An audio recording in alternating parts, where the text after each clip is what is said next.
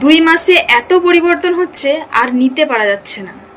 একদিকে অন্নপূর্ণা নিয়ে মেয়েরা ক্ষিপ্ত হয়ে যাচ্ছে, আর দ্বিতীয়ত এত পরিমাণে ধর্ষণ বেড়ে যাচ্ছে, সেখানেও মেয়েরা ক্ষিপ্ত। এইটাই কি তাহলে নারী সুরক্ষা?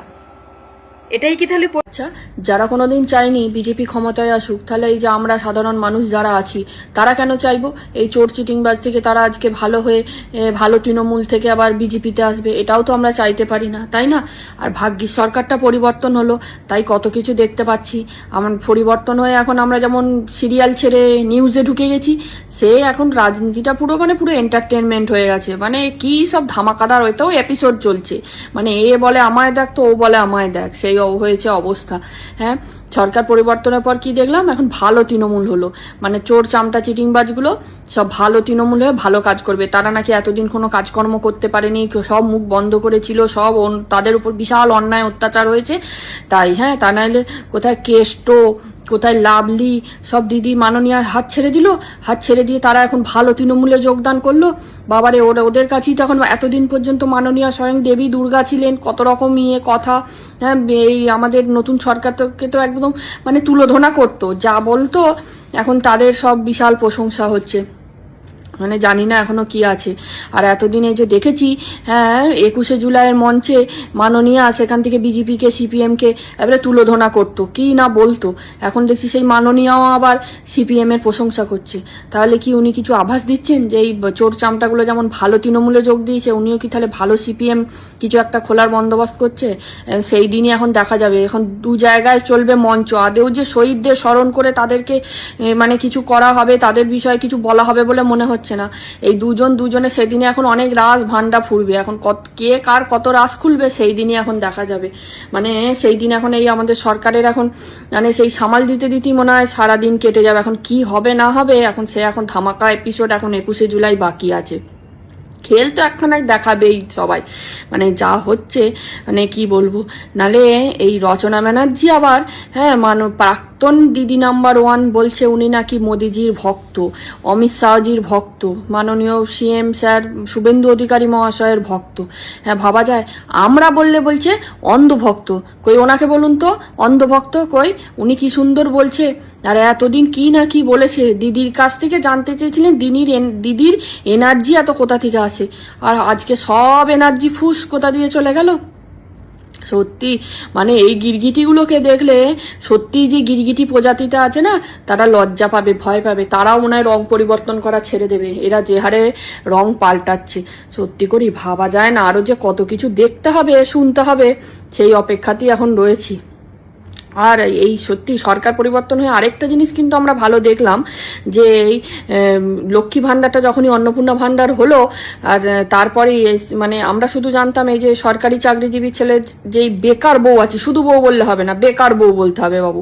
হ্যাঁ, বেকার বউ যারা আছি তাদের দেখলে আমরা মনে করতাম আমাদের দেখেই ঘরের লোক, পাড়া প্রতিবেশী বা কেউ আত্মীয় স্বজন, এরাই শুধু একটু হিংসা হয়, জ্বলন হয়, তাদের কথাবার্তায় বোঝা যায়।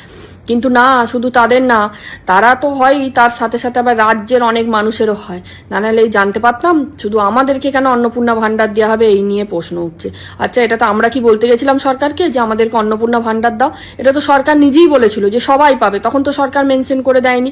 আর যখন ফর্মটা যা ক্রাইটেরিয়া আছে, যা ফিল আপ করতে বলা হয়েছে, যেখানে যা এই আমাদের হাজবেন্ডটা পড়ার পরই বলেছে না এগুলোর দরকার নেই, তারা ওই 3000 টাকা ভাতার জন্য নিজের সম্মান আর নিজের চাকরিটা কেউ খোয়াতে যাবে না, অতটা বোকা তারা না।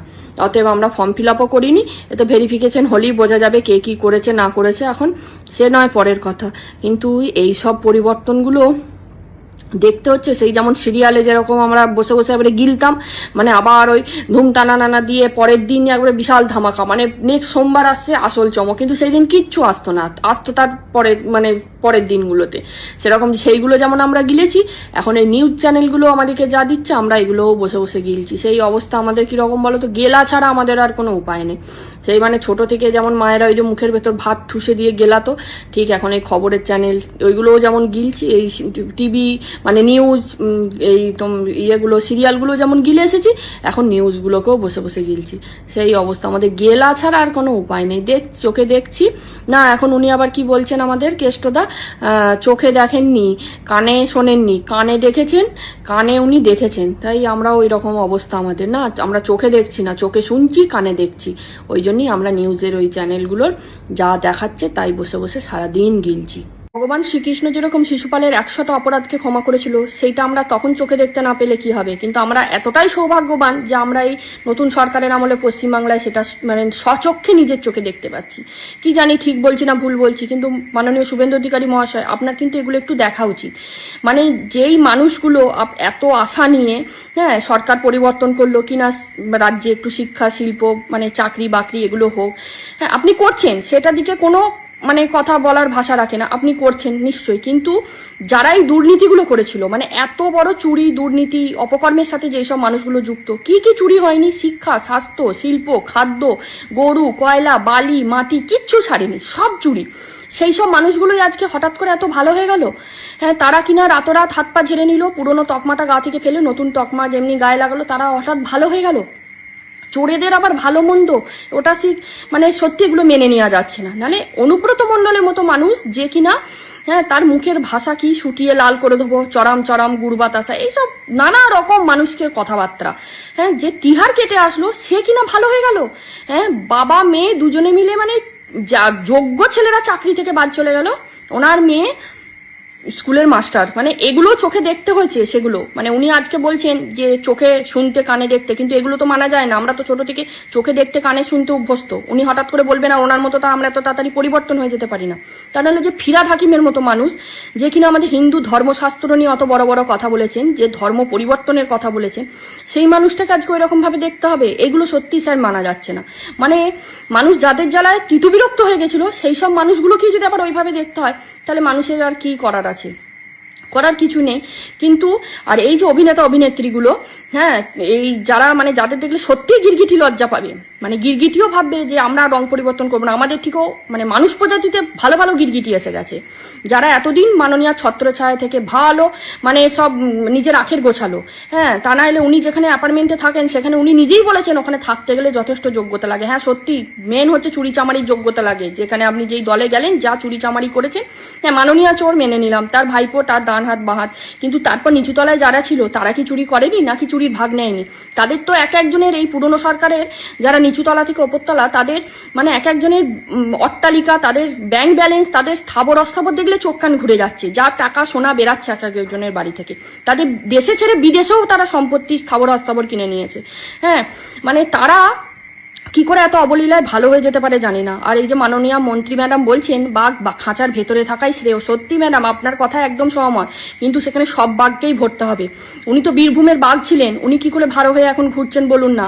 ওই যে ফিরাদ হাকিম, উনিও তো আরেক বাঘ, তাহলে উনি কি করে বাইরে ঘুরতে পারেন? ওনাদেরকেও তো খাঁচায় ভরে রাখা শ্রেয়।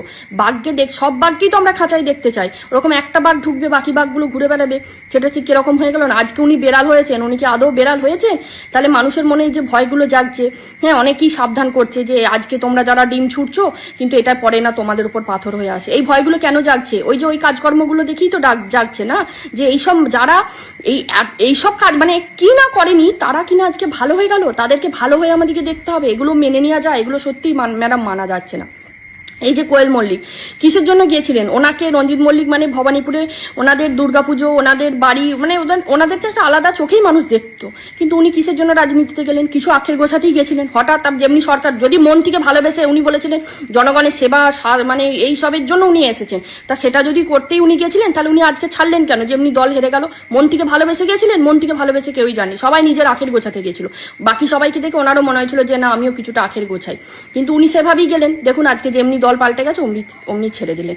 উনি কি সত্যি মানুষের ভালো করার জন্য গেছিলেন? না, মানুষের ভালো করার জন্য কেউ যায়নি, সবাই যে যার নিজেরটা গোছাতে গেছিলেন। নাহলে এইগুলোকে দেখেও তো মানে সত্যি মানুষের বোঝা উচিত। এবার এইগুলো যখন আবার এই নতুন সরকারে আসবে, তখন কি মানুষ মানতে পারবে? এগুলো সত্যি মানুষ মানতে পারবে না। এখনই মানুষের ভয় জন্মে গেছে যে এই সরকার, এই যে যারা বিরোধী পক্ষ তারা বলছে না এই নতুন সরকার 5 বছরের বেশি টিকবে না, দেখা যাক। সত্যি এগুলো দেখে মানুষের, আমাদের মনে একটা ভয় জাগছে যে আমরা এত আশা নিয়ে এই পরিবর্তনটা করলাম, মানুষ সত্যি আপনাকে পেয়ে এত খুশি, কিন্তু এই সব মানুষগুলোকে পেয়ে কিন্তু মানুষ কোথাও একটু হলেও খুশি হতে পারছে না। জানি না ঠিক বলছি না ভুল বলছি, সত্যি এগুলোকে দেখে কোথাও একটা ভয় জন্মাচ্ছে, কোথাও একটা ভীতি আসছে যে এদেরকে কি করে মানুষ মানবে, এদেরকে নিয়ে কি করে চলবে। এই যারা মানে ওই যে অনুব্রতর মুখের ভাষা কি ছিল, ছুটি লাল করে দেবো, চরাম চরাম, গুড় বাতাসা, মানে কি না কথাবার্তা। যদি বিচার সবার জন্য হয়, সবার জন্যই তো সময়, এই যে ওই হুমায়ুন কবির, উনি এখনো পর্যন্ত যেসব ভাষা আর যেসব বলে গেছেন, উনি কি করে বাইরে ঘুরে বেড়াচ্ছেন, ওনার বিরুদ্ধে কোনো অ্যাকশন কেন এখনো নেওয়া হয়নি সেটাই তো বোঝা যাচ্ছে না। উস্কানিমূলক বক্তব্য এগুলো নয়, কি জানি, মানে এইসব মানুষকেও দেখতে হবে যে শেষে তো দেখবো ওই জাভেদ খান, শওকত মোল্লা, ওরাও বেরিয়ে ওরাও হয়তো ভালো হয়ে যাবে, ওরাও বলবে আমরা ভালো হয়ে গেছি। কিন্তু এইগুলো সত্যি স্যার মানা যাচ্ছে না, এগুলো একটু দেখবেন। মানে নালে আপনাকে বলবো না তো কাকে বলবো স্যার, আপনি মানে ভরসা করে বলতে বলেছেন, জনতার দরবার করছেন, এগুলো সত্যি এইসব কাজগুলো মানে কিছু বলার ভাষা রাখে না। নালে এখনই কিছু মানুষের মধ্যে, হ্যাঁ আপনাকে পেয়ে যতটা খুশি হয়েছিল, এই 2 মাসে কিছু কিছু মানুষ দেখছি আবার তামিলনাড়ু সিএম এর এত প্রশংসা করছেন। হ্যাঁ উনি যেই কাজকর্মগুলো করছেন সত্যিই প্রশংসনীয়, মানে বলার কোনো ভাষা রাখে না। কিন্তু আপনি যেগুলো করছেন, আপনার কাজগুলো একটা মানে অন্য লেভেলের, আপনিও খুব ভালো করছেন, কর্মসংস্থান আনছেন, শিক্ষা ফিরিয়ে আনছেন। কিন্তু এই সব মানুষগুলোকে যখন দলে নিয়ে, মানে এই যে এদেরকে এত করা হচ্ছে, দলে যাচ্ছে না, কি করছে কি হচ্ছে জানি না, কিন্তু যদি যায় বা কিছু হয়, এগুলোকে সত্যি কিন্তু স্যার মেনে নেওয়া যাবে না। জানি না ভুল বললাম না ঠিক বললাম, ভুল বললে অবশ্যই, আমার যদি কিছু ভুল থাকে নিশ্চয়ই কমেন্টে জানিও। আর কি জানি কি মানে এর যে শেষ পরিণতি কি, এটাই কিছু বোঝা যাচ্ছে না যে এর আসল পরিণতি কি হতে চলেছে।